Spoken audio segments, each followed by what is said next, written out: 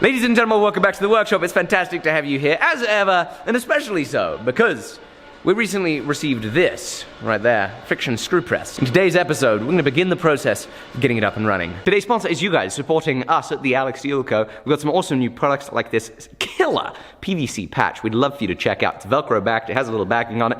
We also have grinders back on the website Friday, 27th of March, so be sure to check them out then. Let's get back into the video. This is a Zay & Hahnemann Company number 7 percussion power press. I believe these are often referred to as a friction screw press. So we're going to call it a friction screw press, I think. We could call it a percussion power press. What do you think we should call it? Old number 7, maybe? I don't know. Let us know what you think. But as you'll see, this thing was built in Newark, New Jersey. I'd love to know when. It's just got some gorgeous nameplates on it. Looks fantastic. And it is just certainly a glorious looking piece of equipment.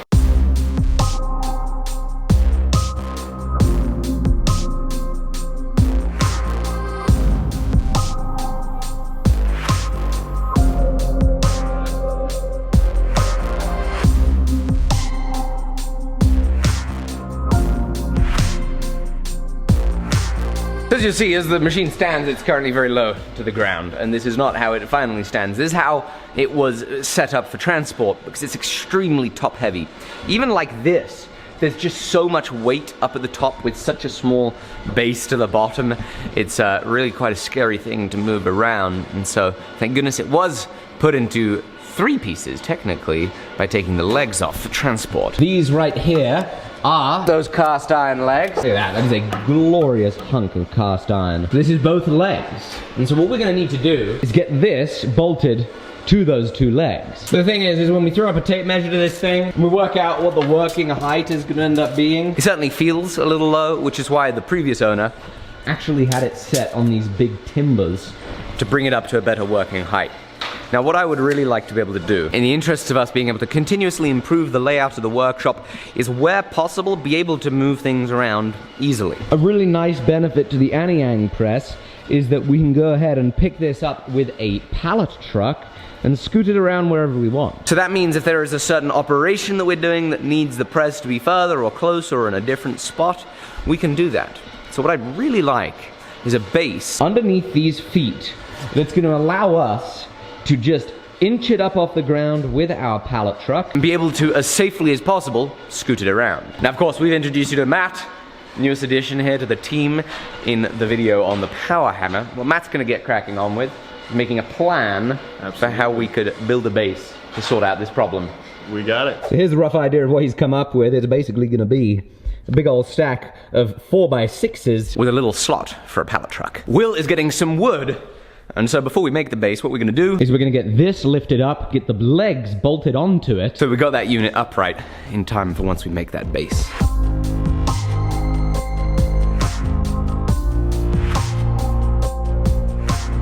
Okay, mission suspended temporarily. See this incredible assortment of driver bits we have.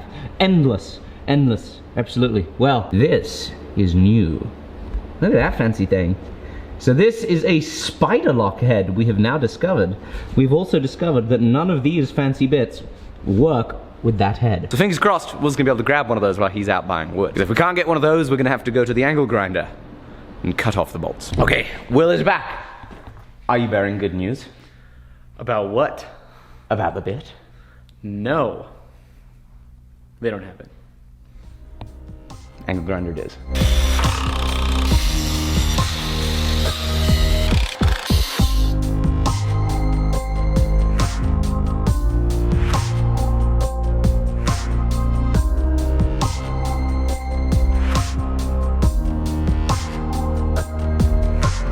Alrighty, so here's where we're at with this big old base. We have a whole load of these 4x6s. We have drilled them with this right here. We're gonna countersink them. Then we're gonna shove these 4.5 by 1/2 inch lag bolts in, tie everything together. What we've also done is we took this is a strip of the rubber matting underneath the gym in the next shop. And we cut a strip off of that, and we're gonna make some little pads that go underneath this. So we give it a little extra traction and friction on the concrete floor. I am indeed worried that this is a machine that absolutely needs to be bolted down. But I want to take a little bit of a gamble here and see if we can avoid that, or at least use it lightly until we're 100% certain of its position, at which point we can bolt it into the ground. And so making this a base that allows us to see where we like it, move it around, get it perfect before bolting it down, I think it's the way to go. Best case scenario, it doesn't even need bolting down and it's perfectly safe, secure, and efficient without it being bolted. We'll see.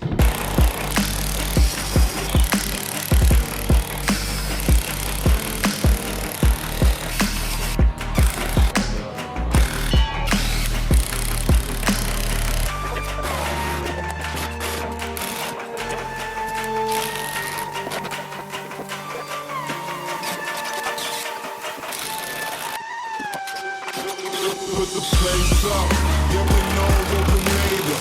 Can't get enough of you, boo, I'm a chaser. Face up, now I feel a little major. Blink of an eye, ego I'ma take her, shake her. Yeah, she was a ball shaker, she shake me out that door to no place. Damn, why you doing all that? First you was my wife, where you stabbed me in the back. Sounding like a road when we came out there, we settled facts like Da Vinci.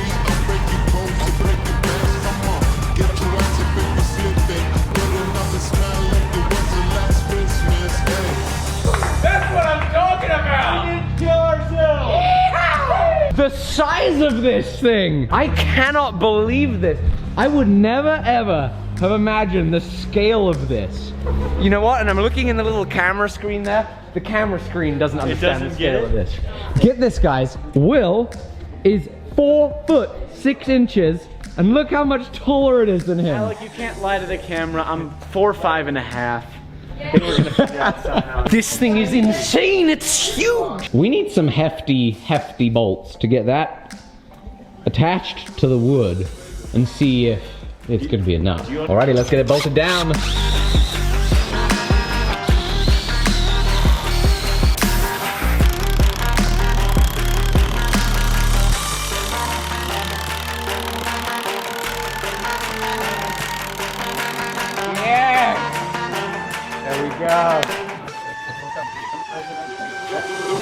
The scale of this.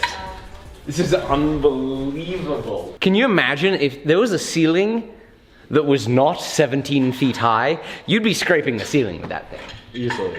I mean, I could easily see people getting in a bind with this type of machine because it's just too tall for their workshop. 9 foot 9 inches.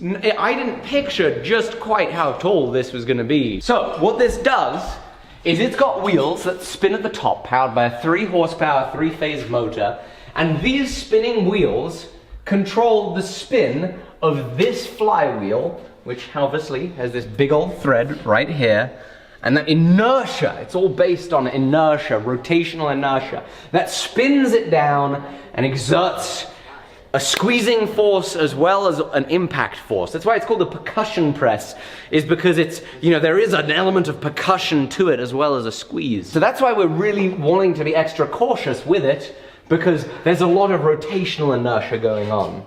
And so, you know, we're gonna see how it goes, being very ginger with it, and it's most likely gonna need to be in its final place, bolted down. But you see, this is a number 7. And from what I can understand from some iForge Iron postings from way back when, a number 7 Z&H meant that it was 7 squared tonnage. So number 10 would be 100 tons, a number 5 would be 25 tons, and a number 7 theoretically would be 53 tons.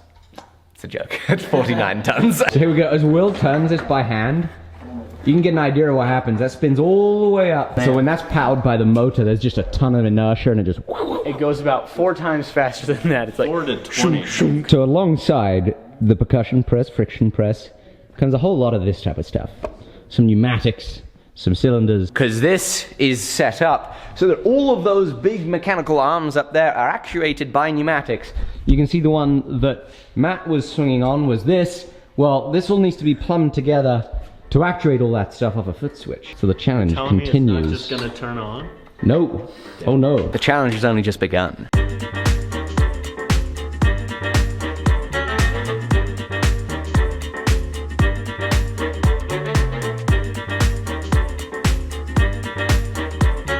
So Matt, can you run me through what you've done to the friction press? Okay, we have plumbed in all the pneumatics and we have had our electrician wired up, and now we are ready to see if this thing goes up and smushes some good things. Could you show us what the pneumatics do? What is their purpose? So we have all of these filters and pressure gauges here, and the air comes in here and then is sent to our foot pedal, which sends 2 hoses up to our pneumatic cylinder right here, which powers the back and forth motion of the springs.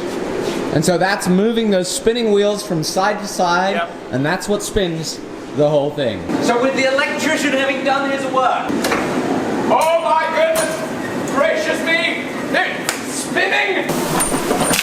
Whoa! That is incredible! Oh my god. That thing ate the piece of wood! Heck? Oh my goodness!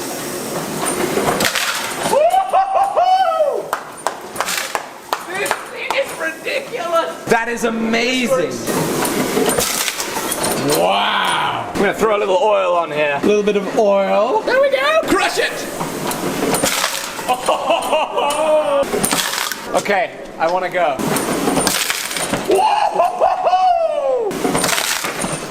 Oh my goodness! What? So the percussion press is not here for us to squish wood.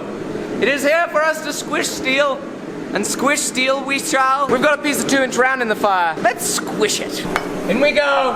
3, 2, 1. Okay, it's not getting enough inertia. That's worrying. Oh boy.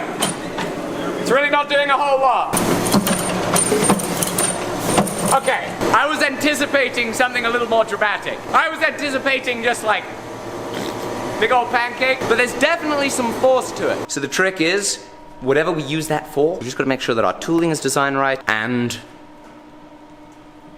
that we just keep our fingers crossed, because actually that's all we can do. What there is no doubt of, however, is that it's a beautiful machine. It can definitely do something. There's got to be more substance here, guys. Anybody got any good thoughts? Very easy machine to work on. I mean, there's loads of possibilities for tooling. We're excited to mess around with it and see what we can do. I think we should do something with it. What I did experience when I was messing with that forged steel, ton of control in this. Ton of control, being able to send it down, send it up. It was super exciting that it's not moving, it's not vibrating, the base works. And so, what we're gonna do now, gentlemen, is we're gonna get our forging area, which has been decimated with the arrival of all this equipment. We're gonna get that forging area back in tip-top ship shape.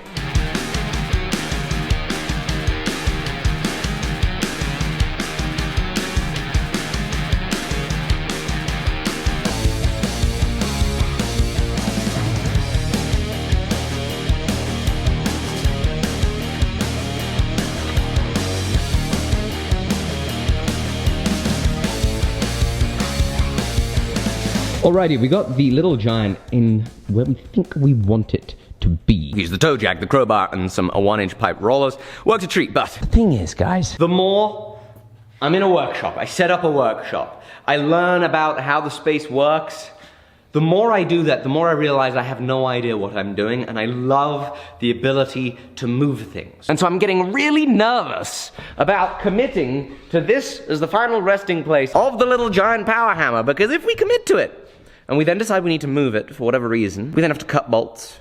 We then have more bolts in the ground of a rented building, and that's just no fun at all. So, we had the idea, we're gonna give it a go and see if, much like with the Z&H press, we can make ourselves a stand that's pallet jackable for us to be able to move it around as needs be and maybe avoid bolting it down. And so, Matt is gonna work on doing just that, getting this thing ready to go. something we're also trying to think about here at the workshop are contingencies for if we get shut down due to a lockdown. Obviously, I know a whole lot of you folks watching right now are currently in a lockdown because of the coronavirus. You know, where you're at, they're wanting to, really try their best to stop the spread of this, and so they're having you stay at home. Well, in preparation for that, we want to be able to still get stuff done. So we're going to load some equipment up in the back of Will's truck. That's right. So that worst comes to worst, Will, from home, can make some stuff and make some videos. So we're gonna load up an anvil in his forge. He'll be able to take that home today, you know, and just in case over the weekend they lock us down and he can't get back here, he'll at least have some tools to be able to make some videos and make some cool stuff. You right, Matt? Limited edition. Sawdust sweatshirt, limited edition from AlecSteelShop.com. There we go. Matt's been cutting some wood for the base.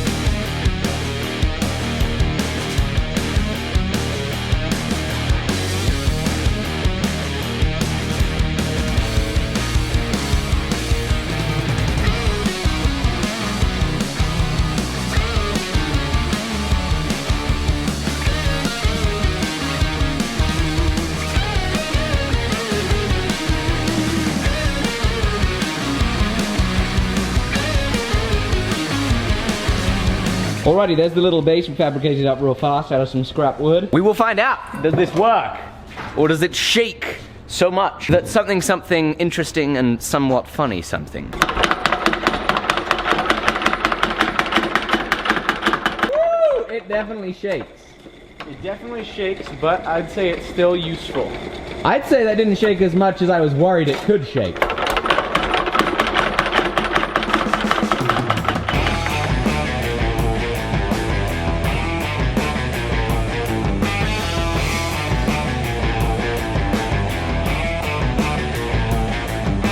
Thank you all so much for joining us on this episode. Thank you so much for watching. If you're new, you want to keep up to date with this all, please do subscribe, hit that button down below. As we end the video, let's thank our sponsor. Today's sponsor is you guys supporting our store at the Alec Steele Co. We really appreciate it. We got some new products. Check this out. This right here is the coolest thing I've ever seen. It's a Velcro-backed PVC patch. Awesome way to rep the Alec Steele Co. on your backpack or in your truck. Be sure to go and check these out. We don't have a whole lot of medical supplies in stock right now. Because of the coronavirus, 3M isn't really getting a whole lot to us. If you're watching in the future, we'll have more VersaFlows in stock. But what I do want to let you know is we're going to have grinders available on Friday the 27th of March.